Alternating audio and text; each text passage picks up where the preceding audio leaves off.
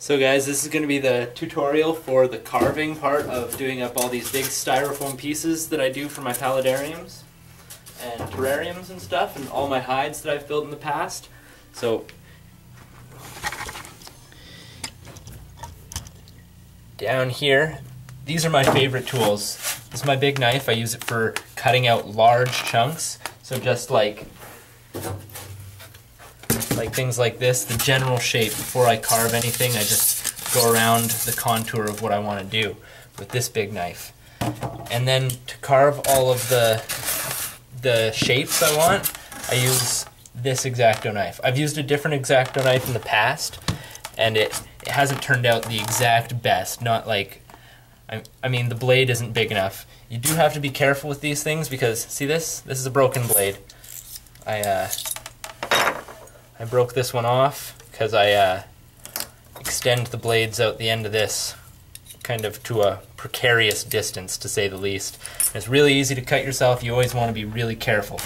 But I got a whole bunch of replacement blades, so I'm going to put a new one in here and I'll start getting on showing you exactly how I cut everything. So this is one way I like to use my big knife, just to trim off pieces at the edge.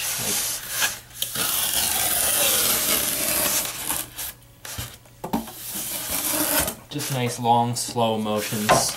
This one's my favorite. Alright, so one thing I do, I use a Sharpie all the time, and to get the size that I want, like I'm going to do a little background piece just to fit on top of here. And I sit it there, and just make a quick mark, just like that, just so I know exactly where the edge is going to be, as you can see. And then I take that and I decide to go from my mark and just draw out the shape I want. So once I have a pretty general outline, I usually move on to this because it's a real tough knife. I don't break it like I do these blades on the big chunks. And then I start out just following my line with the knife. Then I pretty much start, oh, that's bad angle right there. So I start cutting, and this might not be the best example. I do try my best to cut away from myself most of the time, but right now this is how I'm going to do it. So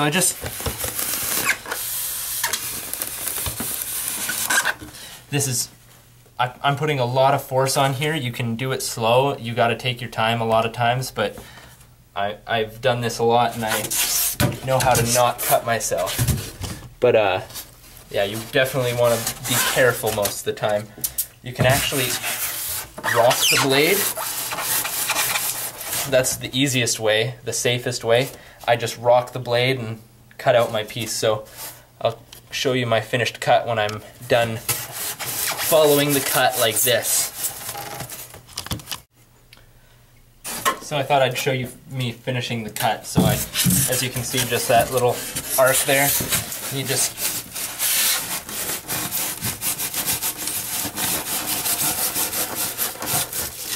get down to the end.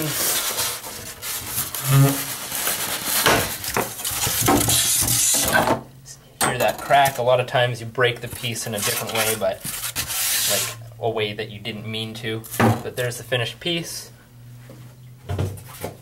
and it's gonna sit on here just like that,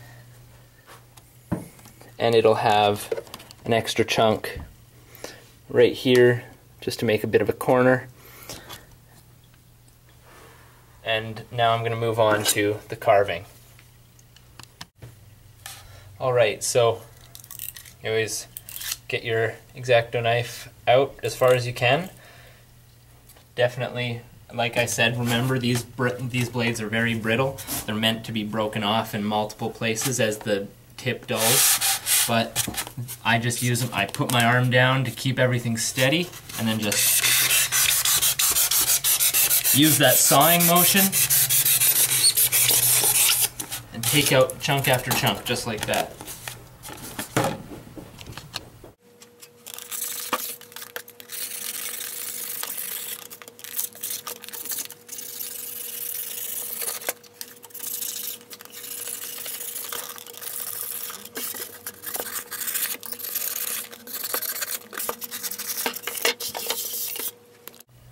So eventually you're gonna want to give some of your rocks some contour, make it look like it's more than one rock. So what I just do is I make straight lines on an angle. I just sit my knife kind of like that and pull straight, switch the angle, and pull straight again.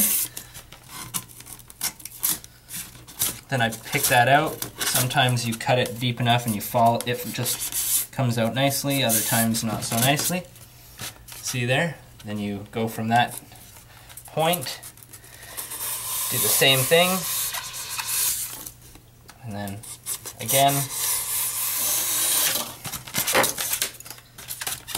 and then you make chunks that look like nice separations, nice cracks in the rock, and it adds a lot of character to your finished piece. So guys, here's the once I've done the angled cuts, it starts to, look a little bit more like the cracks that you would find in a rock in nature.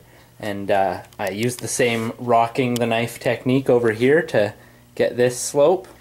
And I'll be continuing this on from up here down to this edge here. And same at that corner in just a small little pocket like I said before. This is going to come down as is. It's going to be open like that.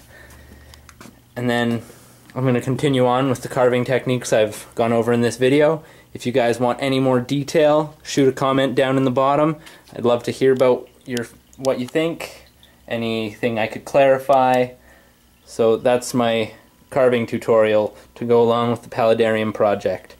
Have a good one, guys.